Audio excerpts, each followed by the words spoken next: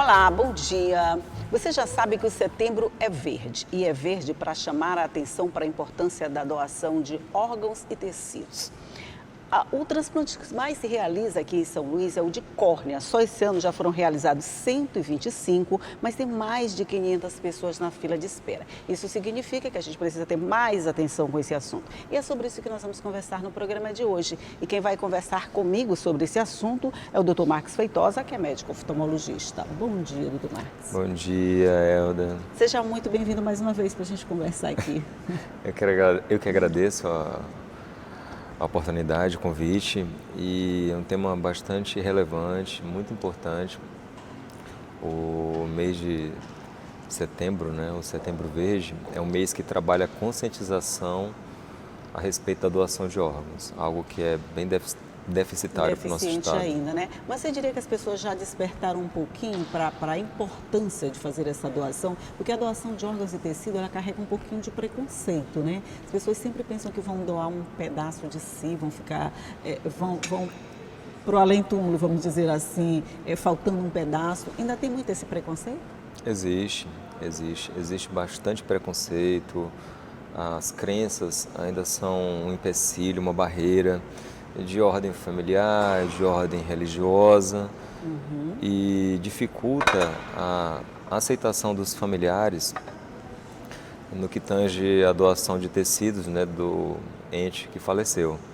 Após a morte encefálica, os pacientes costumam ter uma negativa muito grande. Os parentes dos pacientes costumam ter negativa muito grande. A gente até entende isso, mas é uma coisa assim tão absurda, porque para que a pessoa ainda vai precisar daquele órgão, Ela não vai mais servir para nada, Mas a córnea é o tecido que é mais doado, é isso? Na verdade, a córnea ela é um órgão avascular, ou seja, ela normalmente não tem vaso, e ela consegue ter uma viabilidade maior. Então, após a morte encefálica, você tem um período antes da parada cardíaca para que você possa fazer a retirada do tecido e colocar no meio próprio, no meio de conservação. Após esse período, você tem ainda um gap, um intervalo de até 7 dias para realizar o transplante. É o órgão que passa maior, assim, é um dos órgãos que passa maior tempo isso que eu queria saber. Em termos de viabilidade para poder ser transplantado. Quer dizer, ele pode ser retirado, não é necessário ser usado naquele momento, ele pode aguardar. É diferente do coração, que tem 6 horas, se eu não me engano, só para fazer o coração, esses órgãos que são doados de outra natureza, o coração, o fígado, o rim, eles têm um tempo muito menor, um tempo hábil muito menor. No que tange a respeito do período a ser realizado o transplante de órgãos. Entendi. A gente começou a fazer transplante de córnea há quanto tempo aqui? Olha, o primeiro transplante, ele foi realizado em 1939. Aqui? Aqui no Maranhão? Próximo dessa data, aqui no Maranhão. É mesmo?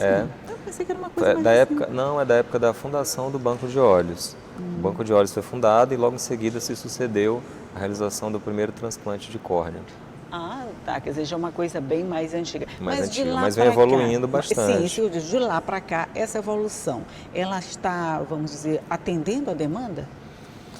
Bom, nós evoluímos bastante em relação às técnicas de realização de transplante de córnea, a captação também dos órgãos, ficou mais viável, mas o grande problema aqui para nós, em termos de quantidade, é ainda a negativa familiar, a doação de órgãos, a falta de material. Então, para você ter noção, citando dados aqui de 2015, foram realizados algo em torno de 144 transplantes de córnea nesse ano, no ano de 2015. E houve um aumento sucessivo até o ano de 2018 e, salvo engano, foram 273 transplantes de córnea realizados em 2018. A gente cresceu bastante, E cresceu, esse ano... Mas mesmo assim, com esse crescimento, ainda há um déficit muito grande, porque a demanda que possuímos é enorme. A gente acaba realizando os transplantes de córnea que são enviados, referenciados ao Hospital Universitário de todo o estado do Maranhão. De todo o estado e de outros estados também? Chega a ser enviado? Chega. Alguns pacientes vêm de outros estados para se cadastrarem aqui no Maranhão. A fila é única, a fila de transplantes é única. Então, ele cadastrado aqui, ele vai obedecer à fila de transplantes. Esse ano a gente já realizou, no caso vocês, né? Já realizaram 125 transplantes. Mas a gente ainda tem mais de 500 pessoas na fila de espera. Por que essa fila cresce tanto? A gente tem tanto problema de visão assim, doutor? Eu não entendo isso. Quanto mais se faz, mais precisa de córnea. Na verdade, o acesso à saúde ficou maior, né? As pessoas estão podendo buscar atendimento médico. Muitas das vezes esses olhos que antes eram dados como perdidos, agora podem ser recuperados. O cidadão que porventura teve um trauma ocular, né, uma pancada no olho e perdeu a transparência do órgão, ele antes não buscava atendimento médico por falta de informação, falta de acesso. Hoje ele já busca. Quer dizer, dali para frente ele achava que ia perder a visão de verdade. Ele já hoje achava, ele sabe que não, não né? só ele, como as pessoas ao redor também diziam que não tinha mais jeito, que não havia mais possibilidade. E hoje eles já buscam alternativas ao atendimento. Pelo menos ele procura o serviço, né, de referência para escutar uma opinião. Então, a gente acaba lá no Hospital Universitário, a gente acaba recebendo muitas pessoas que vêm em busca de uma opinião, até porque dentro da oftalmologia temos várias subespecialidades. Eu, como subespecialista na área de transplante de córnea e cirurgia refrativa, recebo uma demanda específica de pacientes que vêm referenciados por outros colegas que não possuem essa subespecialidade, para que eu emita minha opinião a respeito do assunto. Há a possibilidade de fazer o transplante de córnea? Há viabilidade da realização cirúrgica ou não é possível fazer o procedimento? Quer dizer, antes eles nem buscavam essa opinião, né? Eles já davam a situação como definida, perda de visão e acabou, né? Exatamente. Isso vale também, o acesso à informação, né? Quer dizer, você já começa a saber que tem muita possibilidade de você recuperar uma visão e de que você precisa de uma informação a respeito daquilo. Isso já chega, você diria assim, esses pedidos, essas consultas, elas vêm de todo o estado? Assim, o estado todo já tem noção, já dá para dizer, a gente chegou com esse serviço em todo lugar? Olha, costuma vir de várias partes do estado do Maranhão, do sul do Maranhão, da região mais ao norte, da região mais ao leste, da Baixada, de várias áreas do estado a gente recebe pacientes. Onde tem um oftalmologista que possa avaliar o paciente, ou até mesmo um médico generalista, ele tem consciência que o hospital universitário, o hospital de referência, é um local onde tem uma quantidade de profissionais altamente capacitados e especializados em determinados segmentos, e fala para o paciente a respeito de uma orientação. E muitas das vezes conseguimos resolver o quadro. Isso é bom, coisas né? até que pessoas imaginavam que não seria possível, Queria dar certo. Foram desaconselhados, e não só por parentes ou por conhecidos, às vezes até por profissionais da área de saúde também. Quer dizer, basta ter um médico naquela região com um olhar mais atento, mesmo que ele não seja especialista na situação, para enviar para o centro onde ele tenha um resultado mais efetivo a partir dessa situação. Mais ou menos isso, né? Mais ou menos isso aí. Então, nós vamos fazer um rápido intervalinho aqui na nossa conversa, mas é só o tempo da gente tomar um cafezinho. A gente toma um cafezinho e volta para conversar. Um minutinho só, volto já já.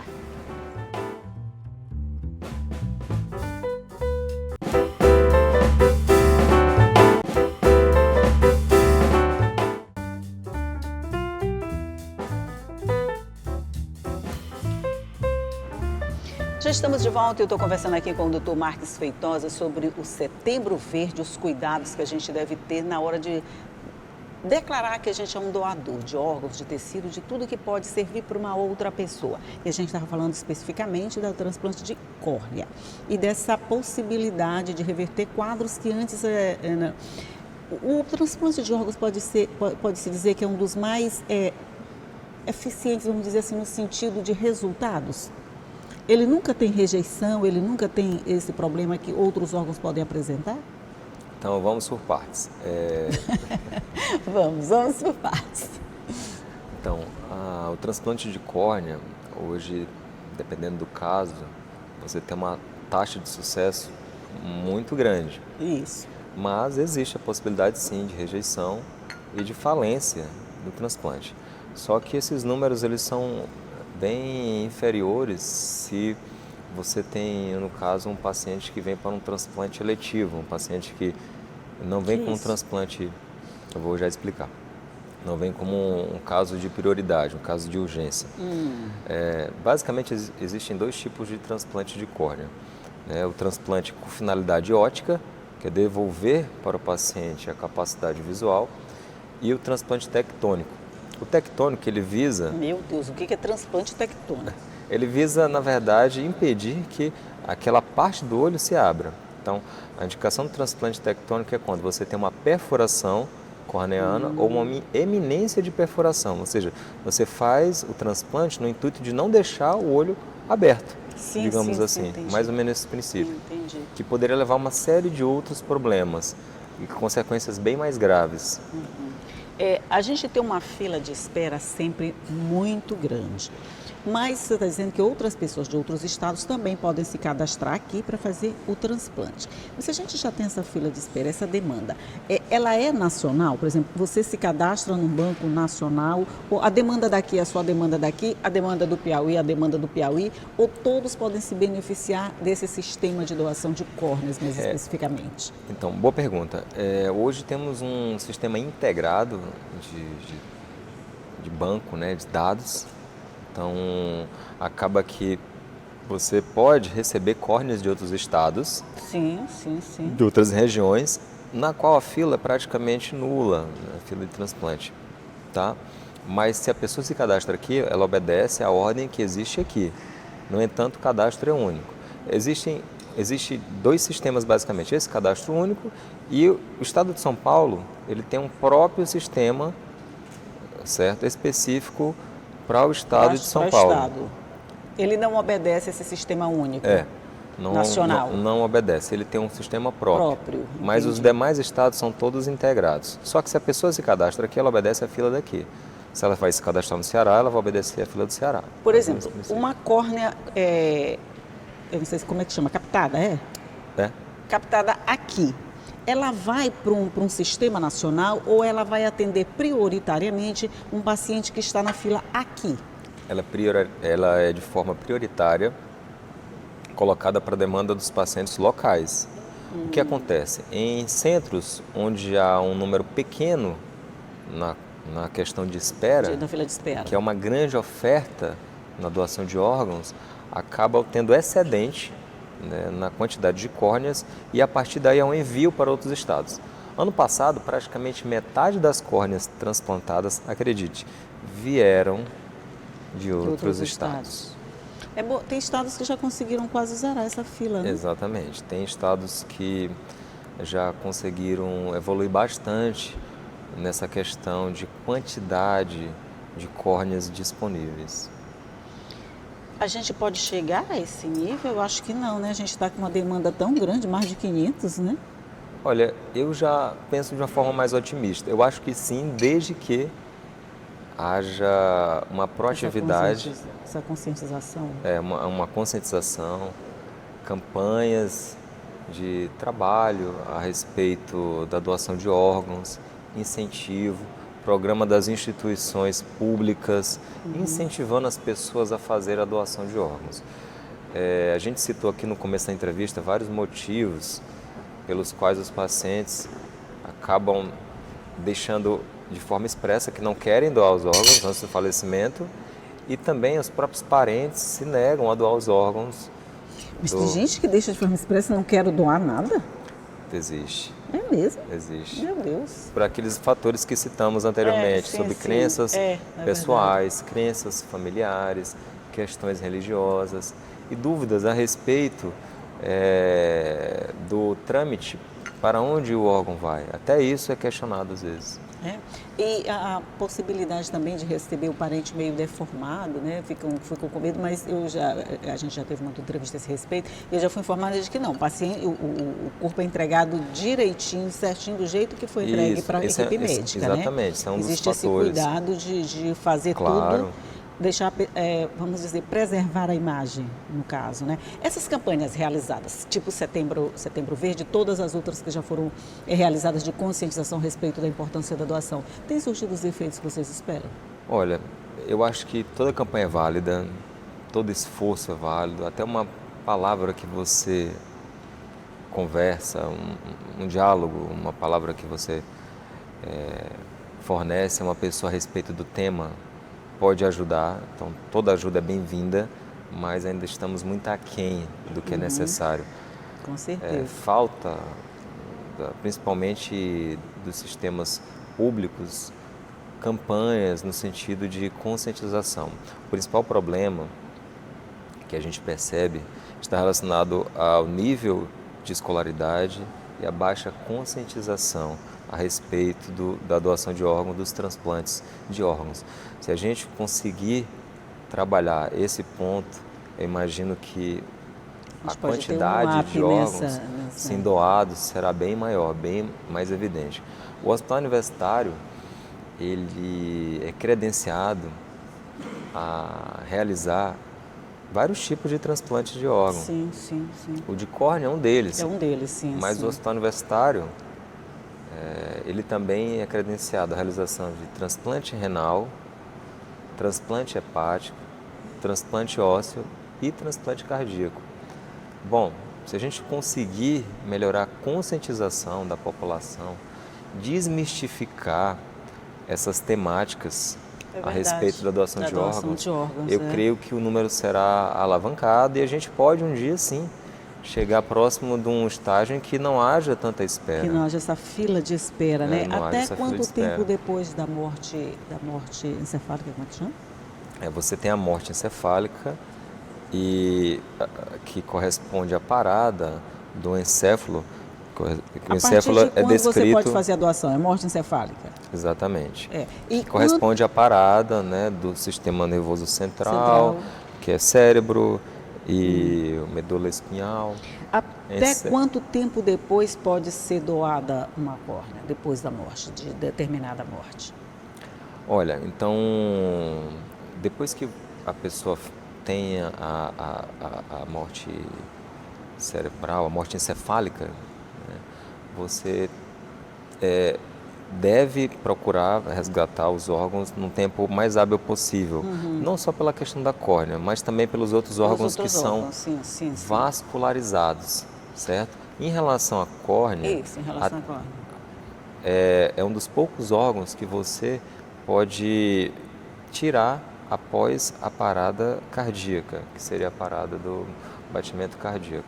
A maioria dos outros tem que ser antecessor à parada, à cessação dos movimentos cardíacos. Então, a córnea e o osso também, o Dutra também é cadastrado para transplante ósseo, são os dois órgãos que podem ter esse gap.